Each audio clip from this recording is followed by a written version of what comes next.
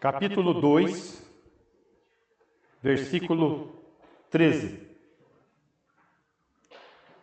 2 Tessalonicenses, capítulo 2, versículo 13. Nós vamos ver esses dois versículos hoje, versículo 13 e 14. Lembrando que o propósito da carta é encorajar a excelência à vida cristã, à luz do dia do Senhor. Não, é Tessalonicenses. Isso.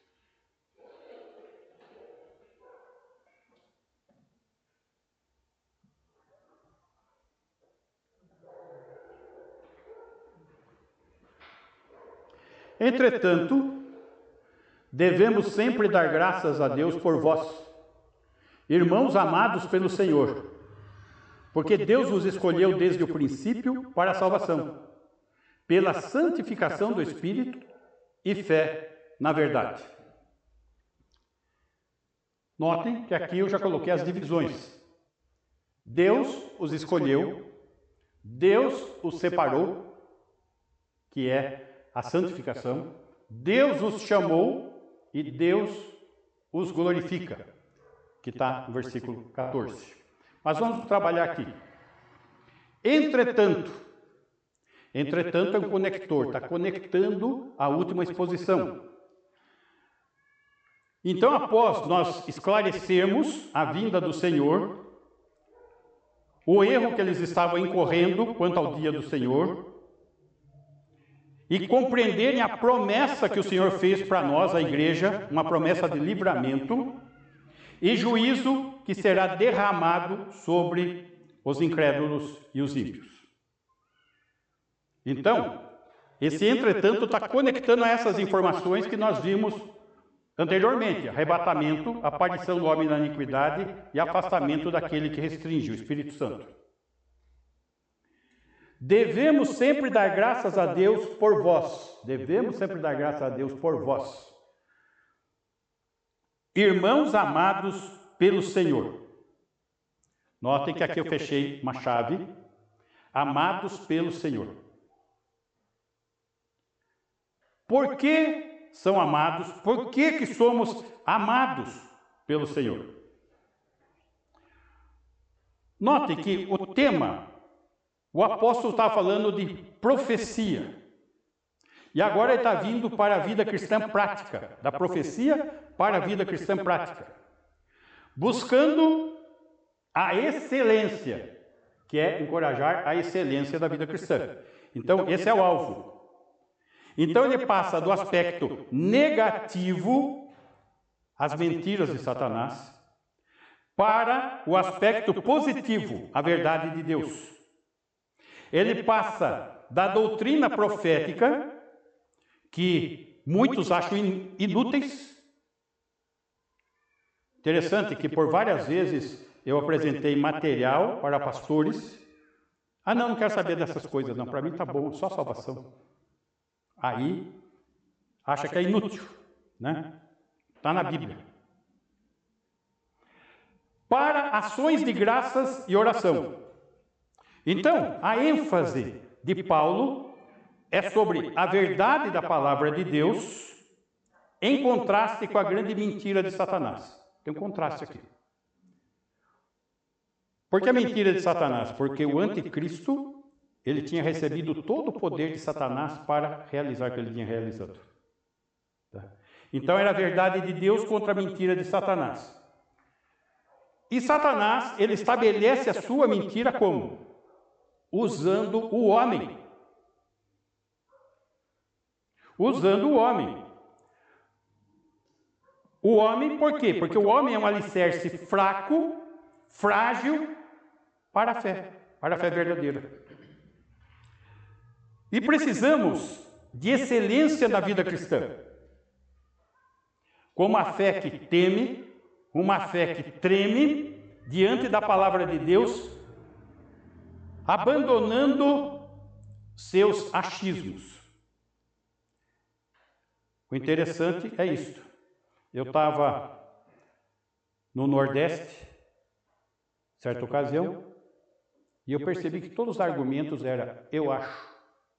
não tinha um texto bíblico, não tinha um argumento teológico. Eu acho. Os achismos. O problema é que o povo gosta de achismo e põe fé no achismo. Aí o alicerce é a areia movediça. Acaba em nada.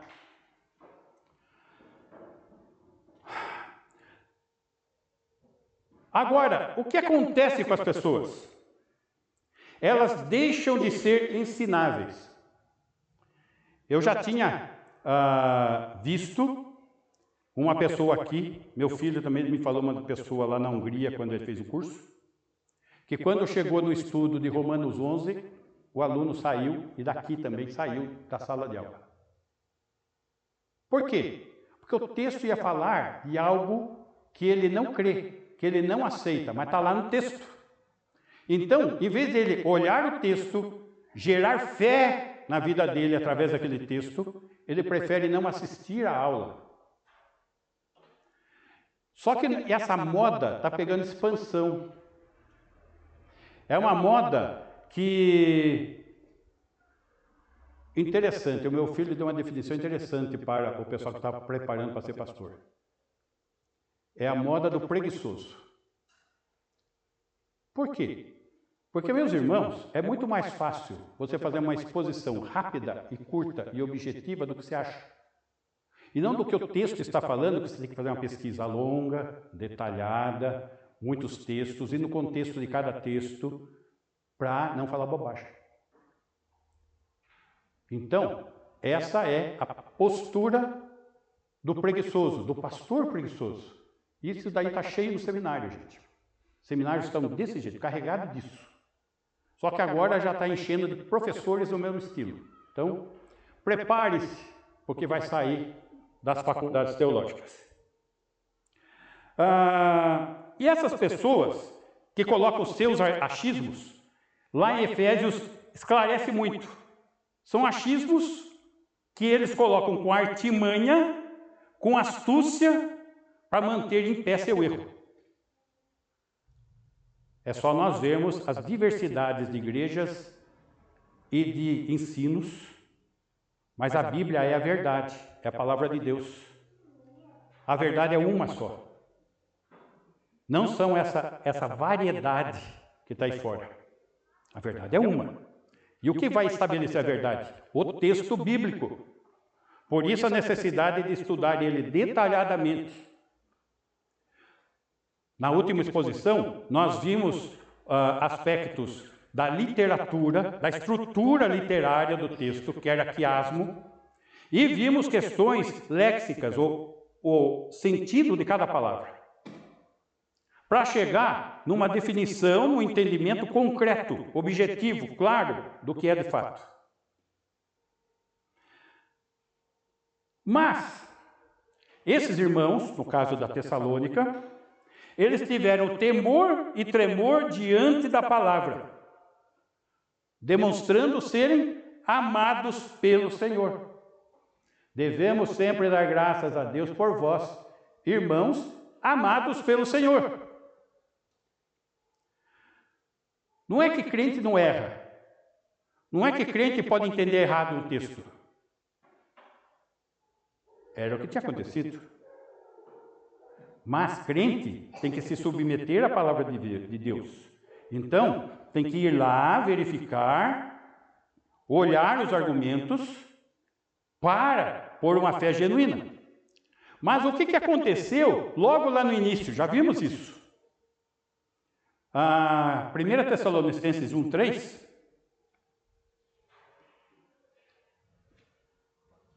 Ó, tá chovendo aqui. Lisiane Pingo aqui. Recordando-nos diante do nosso Deus e Pai da operosidade da vossa fé, eles tinham fé, da abnegação do vosso amor, eles tinham amor, fruto do Espírito, da firmeza da vossa esperança, eles tinham uma expectativa concreta naquilo que o Senhor havia prometido, o nosso Senhor Jesus Cristo. Lá no capítulo 4 de 1 Tessalonicenses, ele vai mostrar a promessa do arrebatamento, a ordem, a sequência, os detalhes. Mas, nesse primeiro momento, eles tinham fé, amor e esperança. 2 Tessalonicenses 1:3. Mas o apóstolo Paulo tem que logo em seguida escrever outra carta. Irmãos, cumpre nos dar sempre graças a Deus no tocante a vós outros, como é justo, pois a vossa fé cresce sobremaneira. Tem fé. O vosso mútuo amor de uns para com os outros vai aumentando. Tem amor. Não tem esperança. Por quê? A esperança está ligada à promessa do arrebatamento. E eles achavam que estavam no dia do Senhor. Eles não criam mais nisso. Estavam abandonando até o trabalho do dia a dia, porque estamos no dia do Senhor. Tudo isso não foi por questão de, eu entendi o texto, foi pior que isso. Veio uma carta com ensino contrário e eles assimilaram o ensino contrário. Da mesma maneira como tem ensino contrário aí fora, aos montes. E as coisas são deixadas como secundárias. As coisas são deixadas, não, você acha desse jeito, eu acho de outro jeito. Não é. Não tem acho. A fé é certeza e convicção. É certeza e convicção. Não tem acho. Muito bem. Então, estava ocorrendo isso. Voltando lá no nosso texto. 2 Tessalonicenses 2:13.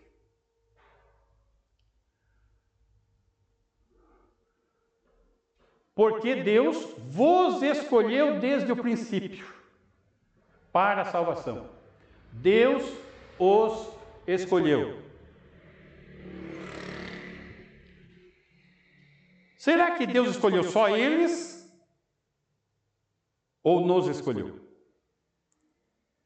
Todo aquele que crê é um escolhido. Agora, nós precisamos entender isso. Uma questão que o pessoal não gosta de tratar do assunto. A eleição, ela é de Deus em sua soberania. Vamos entender um pouquinho essa perspectiva. 1 Tessalonicenses, mesmo, capítulo 1, versículo 4. Reconhecendo, irmãos amados de Deus, a vossa eleição. Quem que elege? Deus. Mas não é o homem que tem livre-arbítrio? Não. Isso é o que ensinam lá fora. Não é o que está na Bíblia. Não.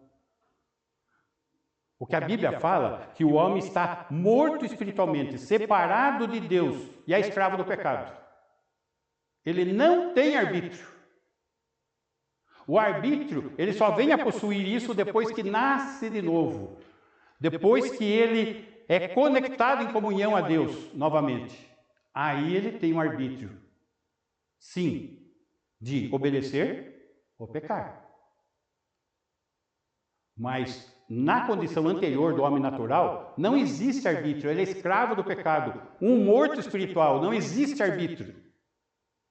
Isso é uma questão chave, básica da doutrina bíblica.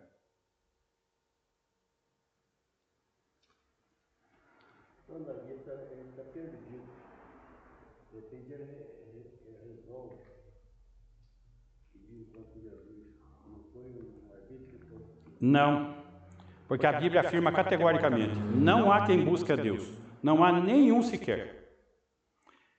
É Deus que alcança o homem, sempre, em todas as situações. Isso está em Romanos, capítulo 3. Tá? Muito bem, boa pergunta. Romanos, capítulo 9, versículo 11. Ele vai falar dessa soberania. E ainda não eram os nem tinham praticado o bem ou o mal, para que o propósito de Deus quanto à eleição prevalecesse não por obras, mas por aquele que chama, o próprio Deus. No caso aqui, ele está falando de quem? Ele está falando de Esaú e Jacó.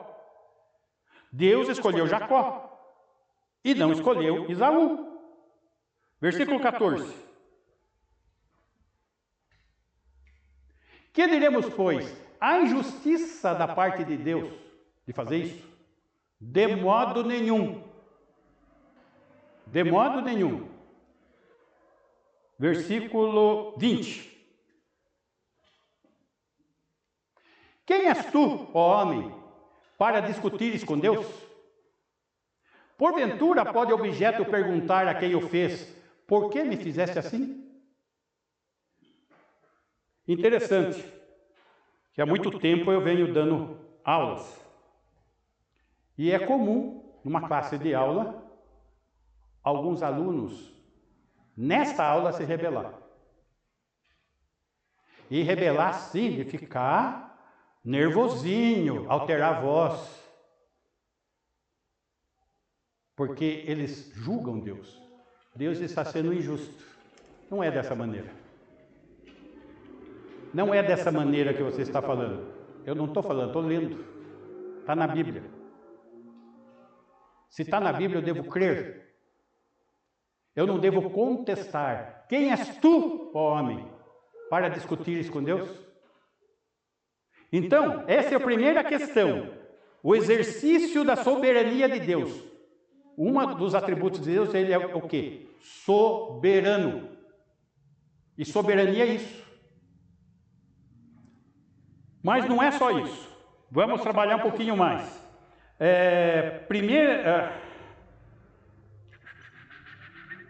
Isso. 1 Pedro, capítulo 1, versículo 2.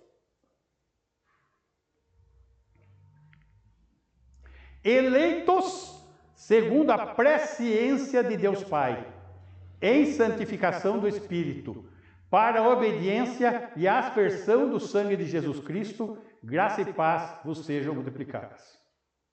Eleitos segundo a presciência de Deus. Deus, em sua sabedoria e presciência de todas as coisas, ele é ciente de tudo, ele é onisciente, né? Outro atributo de Deus.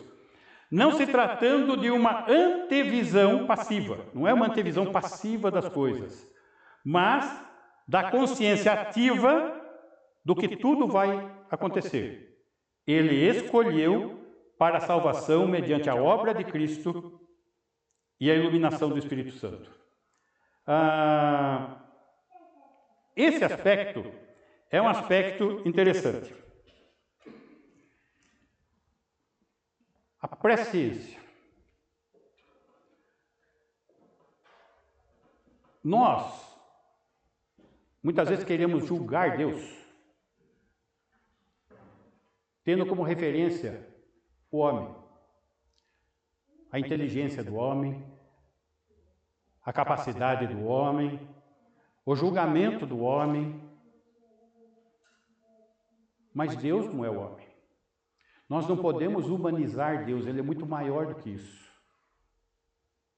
Os caminhos dele são mais altos que os nossos caminhos. Os pensamentos dele são mais altos que os nossos pensamentos.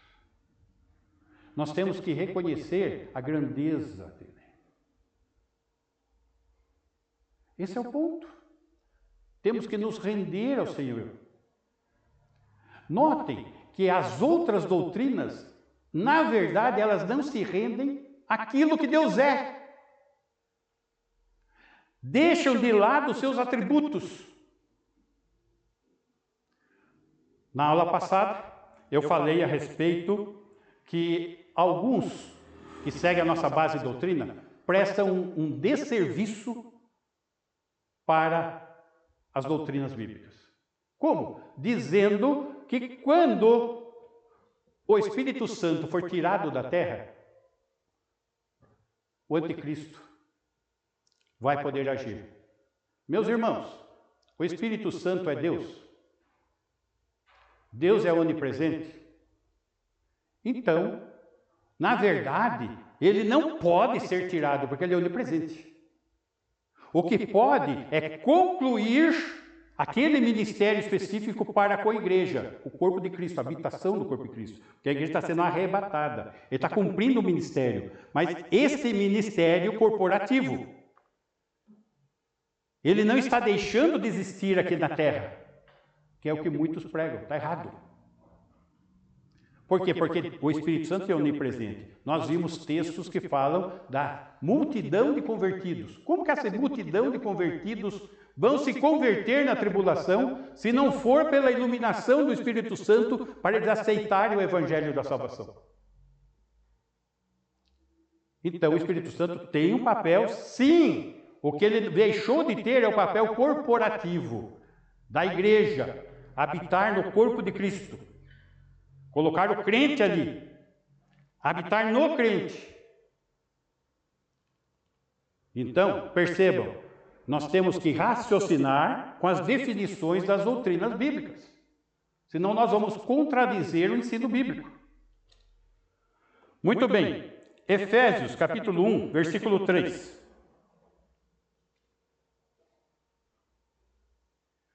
Efésios 1, 3. Bendito Deus e Pai de nosso Senhor Jesus Cristo, que nos tem abençoado com toda sorte de bênção espiritual nas regiões celestiais em Cristo. Quem é? Deus e Pai. Quem é que está abençoando? Deus, o Pai. Muito bem, versículo 4. Assim como nos escolheu, quem nos escolheu? Deus, o Pai. Nele, no Pai, antes da fundação do mundo, antes do mundo existir.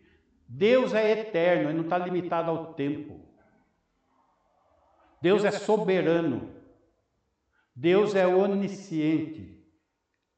E ele sendo Deus, ele escolheu para sermos santos e irrepreensíveis. Tem uma finalidade, sermos santos e irrepreensíveis. Por que o Senhor me escolheu? Porque tem um propósito na minha vida, ser santo e irrepreensível. Perante Ele quem? O Pai. Interessante, eu sempre falo isso. Esse em amor aqui, quem fez essa divisão de versículo? Porque a divisão de versículo não é canônica, gente.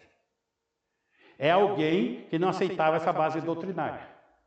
Porque ele colocou, e em amor, para tirar o foco do próximo versículo. Porque isso aqui, em amor, está depois do ponto e vírgula. Ele está no próximo, está no versículo 5. Versículo 5. E em amor, nos predestinou para Ele. Poxa, qual foi a motivação dele ter me escolhido e me predestinou para Ele? Em amor. Em amor. Amados pelo Senhor. Em amor nos predestinou. Para quê? Para a adoção de filhos. Por que adoção? Porque éramos filhos do diabo. E quando nós cremos em Jesus, nós nascemos de novo. E somos colocados na família de Deus. E somos feitos seus filhos. Por meio de Jesus Cristo. Crendo na obra de Cristo. Segundo o beneplácito de sua vontade. Versículo 6. Para louvor da glória de sua graça. Louvor da glória da graça de quem? Deus Pai. Está falando do Deus Pai. Que Ele nos concedeu gratuitamente, pela graça, no amado. Quem é o amado? Jesus Cristo. Versículo 11. Gente, esse versículo 11... tentem decorar, tentem colocar na mente de vocês. Porque eu já cansei de ver arminiano falar que Deus é injusto se ele faz isso daí. Porque eles se acham mais justos do que Deus, eles iriam saber escolher melhor. Sabe? Nele digo, no qual fomos também feitos herança, predestinados, segundo o propósito daquele que faz todas as coisas conforme o conselho das pessoas aqui da terra?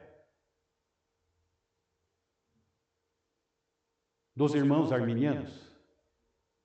Eles têm conselho melhor? Da sua vontade. A vontade de Deus é soberana. Ele não depende de ninguém, ele não precisa de ninguém. A vontade dele é perfeita, a nossa não é. Então, note, Deus os escolheu. Deus nos escolheu. Deus.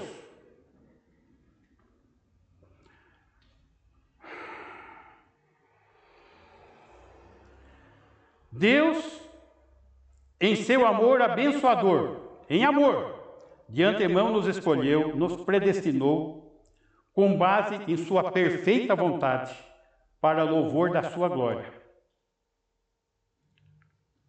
Ou seja, nós não somos salvos só pelo amor de Deus. Pois Deus ama o mundo todo. Deus amou o mundo de tal maneira que deu seu Filho. Mas nem todos do mundo creem. Nem todos do mundo são salvos. Pois o amor se manifesta na graça. Ou seja, naquilo que não merecemos graça. E se apresenta em misericórdia, dando para nós aquilo que não merecemos. Vida eterna.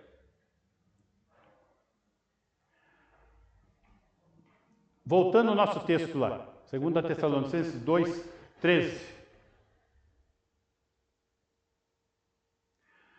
Entretanto, devemos sempre dar graças a Deus por vós, irmãos amados pelo Senhor, porque Deus vos escolheu desde o princípio para a salvação, pela santificação do Espírito e fé na verdade. Pela santificação no Espírito.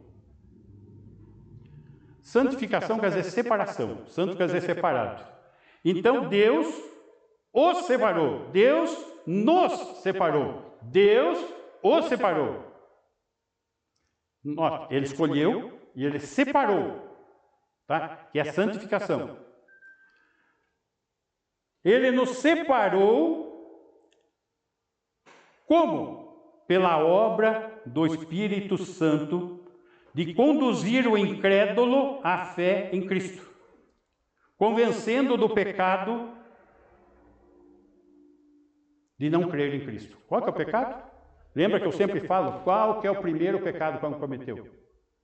Incredulidade. Qual o meio dele sair dessa posição? Crendo. Então existe um pecado ativo, a incredulidade. E o não crer em Cristo é se manter na posição natural adâmica. Homem natural, morto espiritual. João, capítulo 16, versículo 8.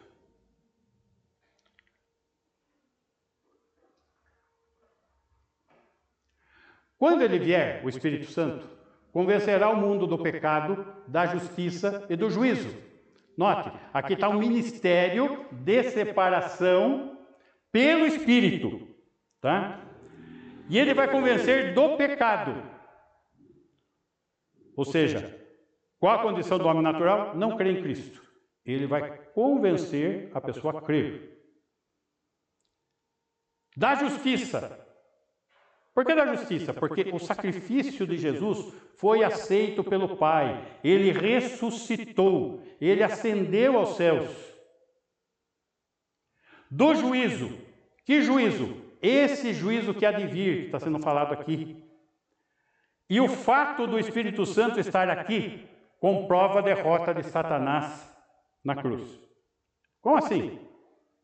Ele não fez uma promessa? Fez. Cumpriu. Cumpriu. Simples assim. Essa é a questão.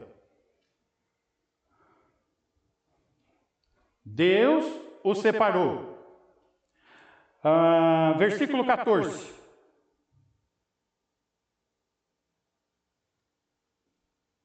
Não, 14 do 2 Tessalonicenses. 2,14. Para o que também vos chamou, mediante o nosso Evangelho. É aquela questão que você perguntou, Louro. Como que a pessoa foi chamada? Mediante o Evangelho. Não é ela que achou, é ele que chamou. Deus os chamou. As minhas ovelhas ouvem a minha voz. Então aí não houve arbitragem Do pecador, não. Houve a escolha de Deus. Exatamente, esse é o ponto. Deus determinou a salvação. Não só determinou a salvação, como também ele determinou o meio para alcançar a salvação. O Evangelho. O Evangelho, a palavra de Deus, é a semente da salvação.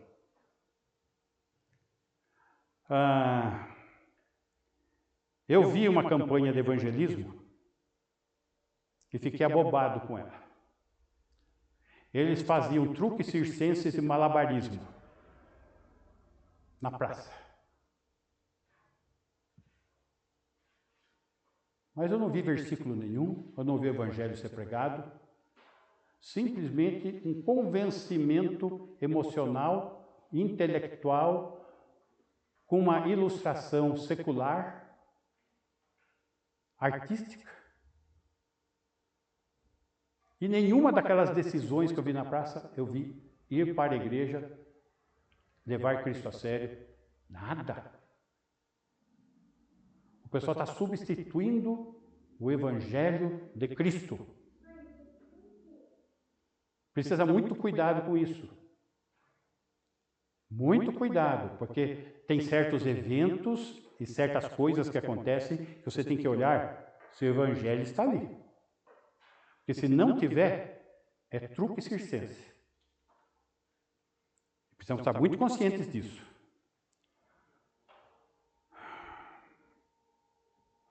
Então, Deus, ele leva o Evangelho para alcançar essas pessoas que ele chama. Como? Usando instrumentos humanos. Quem é que vai pregar? Vai vir um anjo do céu pregar? Uma voz vai falar? Isso está definido, é para nós. É uma ordem categórica para cada crente. A pregação do Evangelho. Ele usa o homem para levar o Evangelho a quem? Aos perdidos. Que ao crer em Cristo, demonstram que são o quê? Eleitos. Eleitos pela soberania divina e pela pregação humana do Evangelho. Vamos exemplificar isso. Isaías, capítulo 6, versículo 5. Então, para a gente assim estar tentando falar com a pessoa, quando eu estou explicando, eu falo do ponto de vista. Quanto à escolha antes da criação do mundo. Isso. Deus já sabia. Sim. Lá na frente quem ia ter. Porque ele escolheu. Não foi isso que eu falei, não é uma escolha passiva, é ativa. Tá? Não é passiva. Puxa, eu sei quem vai que crer, então eu estou dizendo que são. Não. Ele escolheu antes. Ele já sabia quem ia crer porque ele definiu quem iria crer. Isso, tá? Foi. Do jeito que a gente está vendo, é o louvor que está sendo escolhido. Louvor, estão falando com louvor. Tem um neto formado em. Olha, ele conversa com louvor. E ele é evangélico mesmo. Aí que está. O fato, os tessalonicenses eram crentes? Eram. E não estavam crendo em coisa errada? Estavam, precisaram ser corrigidos. Como? Pela palavra de Deus. Né? É isso que nós temos que visualizar. Agora, veja só a situação aqui de Isaías. Isaías está num momento crítico. Ele está lá no templo, choroso, porque as coisas estavam caminhando mal no país, o rei tinha morrido, e estava sem esperança, e Deus se revela a ele. ele tem uma visão de Jesus no seu trono, ele vê Jesus lá. Quando ele vê o Senhor Jesus, o que ele fala? Então disse eu, ai de mim, estou perdido, porque eu sou homem de lábios impuros, habito no meio de um povo de impuros lábios, e os meus olhos viram o Rei, o Senhor Jesus, o Senhor dos Exércitos. Ele ficou, puxa, e agora? Versículo 6. Então, um dos serafins voou para mim, trazendo na mão uma brasa viva que tirara do altar como a tenaz. Vamos lembrar que no judaísmo tinha o altar do holocausto, onde era feito o sacrifício. E o sangue corria e caía sobre o carvão, a brasa. Então, ele pega uma brasa do sangue do sacrifício e toca os lábios. Lembrando que o sacrifício era simbolizando, era sombra de algo maior, o Cordeiro de Deus, Jesus Cristo. E toca nos lábios dele e ele é perdoado. Versículo 7. Com a brasa tocou a minha boca e disse, eis que ela tocou os teus lábios, a tua iniquidade foi tirada e perdoado o teu pecado. Foi purificado. Aí surge uma pergunta lá no céu. Quem é que vai pregar lá na terra? Os anjos desejavam, mas não vão. Não fazem isso. Não é para eles realizarem essa tarefa. Versículo 8. Depois disto ouvi uma voz do Senhor que dizia, a quem enviarei? E quem há de ir por nós? Disse eu, eis-me aqui, envia-me a mim. É a missão de homem, de ser humano, de crente, lavado pelo sangue de Jesus. Muito bem. Voltando lá, Claudinho, 2 Tessalonicenses 2,14.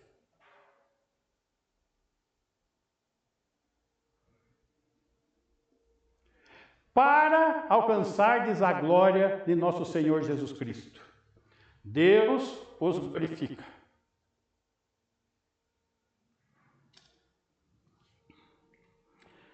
Para alcançardes a glória do Senhor Jesus Cristo. Romanos capítulo 8, versículo 17.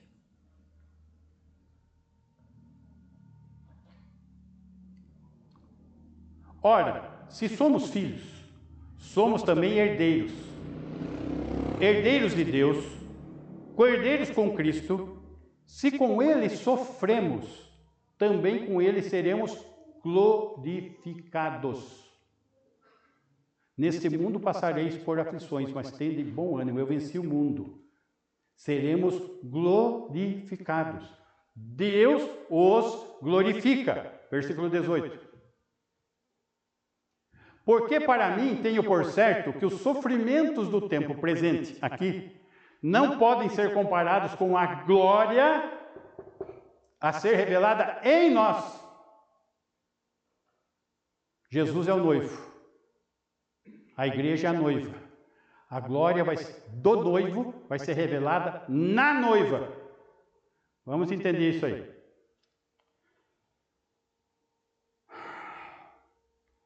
Trata-se aqui de um contraste gritante lá do futuro. Reservado para o que crê e o futuro reservado para o que não crê no Senhor Jesus. Aqui está o contraste das duas situações. 1 Tessalonicenses, aliás, aí no capítulo 2 mesmo, de segunda. 2 Tessalonicenses 2, versículo 10. Vimos isso na vez passada, vamos relembrar. 2:10. Puxa, tomando cara. E com todo engano de injustiça aos que perecem, porque não acolheram o amor da verdade para serem salvos. Não acolheram. 11. É por esse motivo, pois, deixe-lhe a operação do erro, aos que não acolheram a verdade, para darem crédito à mentira. Olha só, eles vão crer na mentira. Vão dar crédito. 12. A fim de serem julgados todos quantos não deram crédito à verdade. Antes, pelo contrário, deleitaram-se com a injustiça. Aqui, logo após o arrebatamento, ele está falando de quem aqui, gente? A igreja que não foi arrebatada. A igreja nominal. O crente nominal. Aqueles que ficaram e fazem parte agora da igreja no período da tribulação. A igreja do falso profeta. São esses que vão dar crédito para a mentira.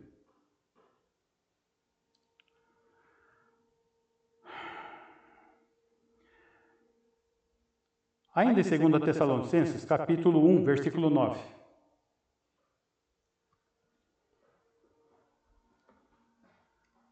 Estes sofrerão penalidade de eterna destruição, banidos da face do Senhor e da glória do seu poder.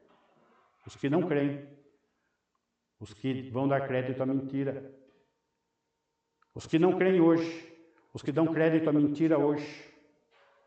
Eu acho interessante isso, porque muitas vezes eu já cheguei para vários crentes, em vários alunos, em vários lugares. Olha, o texto bíblico está falando isso.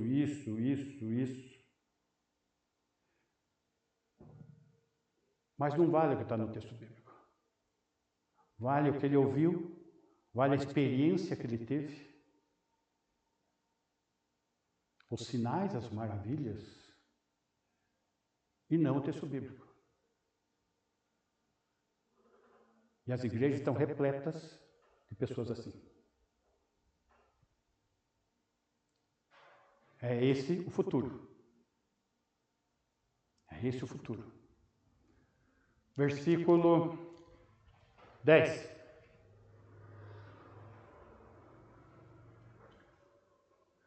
Quando vier para ser glorificado nos seus santos. Meus irmãos, observa o detalhe. Deus os glorifica nos seus santos. Nos seus santos. Não pelos seus santos. Pois o noivo, ele vai ser glorificado pela magnificência da veste da noiva, a igreja. Que o noivo havia providenciado. Quem é que veste a noiva? O noivo. Deus os glorifica. E o noivo será exaltado, glorificado, pela vestimenta da noiva. Aqui nós estamos dando detalhes de casamento judaico. É isso que ocorria em casamento judaico. A noiva entrava com vestes esplêndidas e o pessoal aplaudia quem? O noivo que providenciou aquilo. O noivo era glorificado em público no casamento. No caso, aí é Jesus, quando vier para ser glorificado nos seus santos, que é a igreja, e ser admirado em todos os que creram, naquele dia, porquanto foi crido entre vós o nosso testemunho. Concluindo, precisamos ter muito cuidado. Por quê? Vimos que existe um falso Cristo. Vimos que existe um falso evangelho. Vimos que existem falsos ministros de Deus. Vimos que existem falsos cristãos. E esses falsos cristãos pensam estar adorando a Deus. Eles não acham que está errado, não. Mas continuam sendo filhos do diabo e servindo aos propósitos de Satanás. Não foi isso que Jesus chamou os fariseus? Raça de víboras, sepulcros caiados, filhos do diabo. Estão servindo o propósito de quem? De Jesus ou do inimigo? Essa é a questão. Qual o propósito de estarmos aqui no culto? Qual o propósito da nossa pregação? No que cremos? Precisamos ter muito cuidado com isso.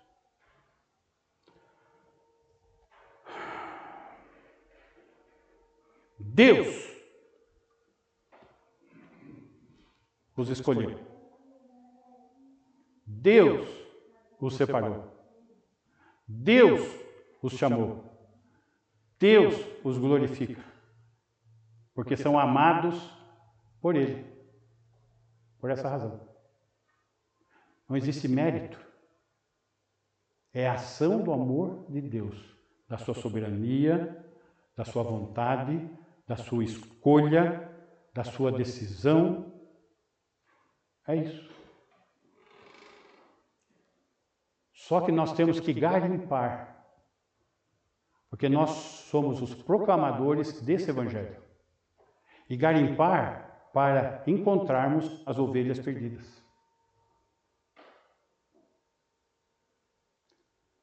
Esse é o nosso papel. O nosso papel não é julgar quem é ovelha e quem é bode. O papel é pregar a todos. Porque quem escolhe é Deus, quem separa é Deus, quem chama é Deus e quem glorifica é Deus.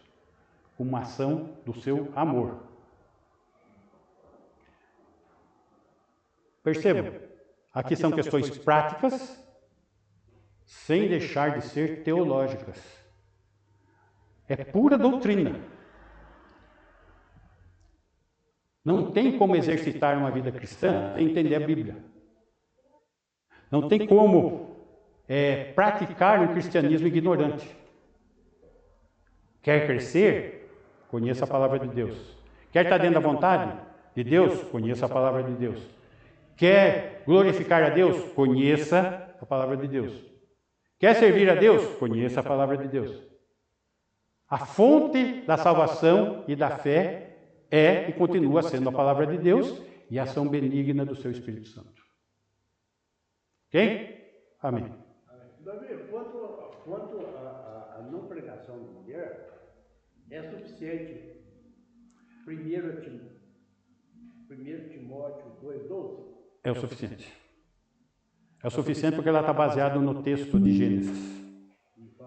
Ele vai citar desde o princípio. Não, ele vai falar lá.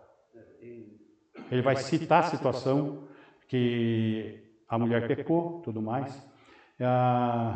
E se você observar o texto de Gênesis, lá no capítulo 2, Deus deu uma ordem para o homem. Depois que ele deu essa ordem para o homem para ser o seu porta-voz, ele criou a mulher, no 18.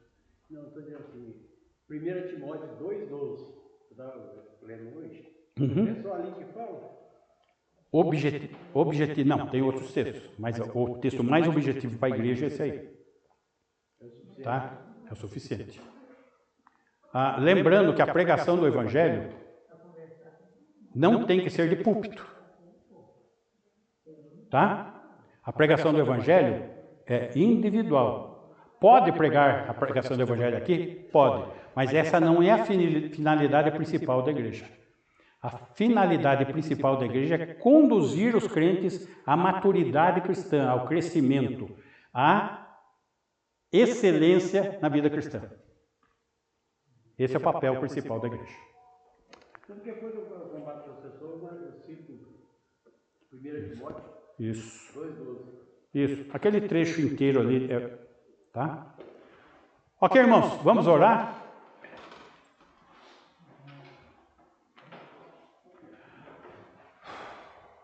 Ô, Ricardo, vem fazer a oração. Donizete, dá a bênção.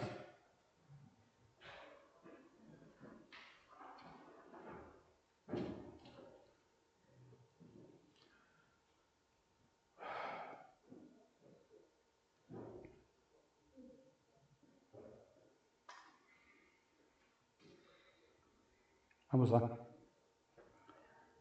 Senhor, nós te louvamos, te agradecemos por mais esse dia, pela vida. Te agradecemos, a Deus, por mais esse tempo. Te agradecemos, ó Deus, porque o Senhor nos escolheu, o Senhor nos salvou, e o Senhor nos mostra, através da sua palavra, Deus, o quanto devemos conhecer o Senhor, amar o Senhor e nos submetermos ao teu querer, à tua vontade. Ó Pai, que possamos ser como filhos obedientes e demonstram a sua fidelidade, a sua obediência, mas sobretudo o seu amor a um Deus que não devia nada a cada um de nós, mas decidiu, pela sua graça e misericórdia, nos alcançar, nos reconciliar, ó Deus, e nos amar a ponto de entregar o seu bem mais precioso. Possamos, ó Deus, conhecer a tua vontade, a sua verdade, o seu querer, o seu propósito, a fim de que, conhecendo o Senhor, Pai, com alegria, com gratidão, mas também com temor, possamos, ó Deus, fazer a tua vontade e o teu querer. Que o teu Santo Espírito, ó Deus, nos ajude, nos capacite a compreender as tuas verdades e viver conforme o teu querer. É o que nós te louvamos, te pedimos, humildemente, no nome do teu Filho amado Jesus. Amém. Amém. O grande amor do nosso Deus, amor maravilhoso, amor esse que deu seu Filho para morrer na cruz por nós, a graça e o favor incontável do nosso Senhor Jesus Cristo, as consolações do Espírito Santo de Deus, esteja com essa igreja, com todo o povo de Deus, hoje e todo sempre. Amém. Deus abençoe. Amém. Só um aviso, irmãos.